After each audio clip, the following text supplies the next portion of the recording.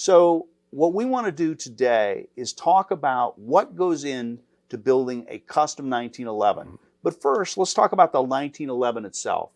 So here we have a relatively stock 1911 pistol, and this gun has been with us in the basic design for over 100 years. Adopted by the military in 1911, it really is a solid platform, and it's proven itself time after time.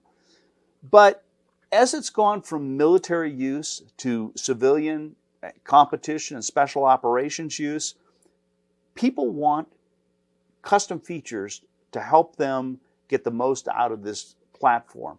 So Shuey, what are some of the major considerations or issues that you look at when considering building a custom 1911? Well, there's basically about 5 of them.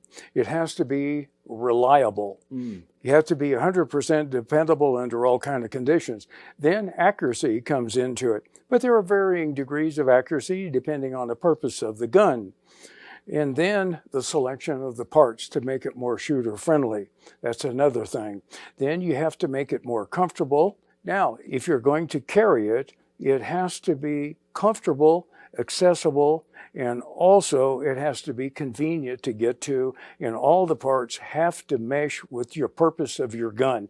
That's the purpose of a custom gun, to make it to the purpose of the individual and the user. That is it.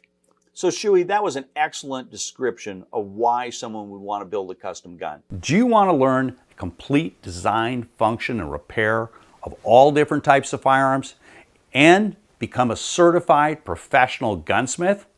If so, go to www.americangunsmithinginstitute.com and request a complete information package.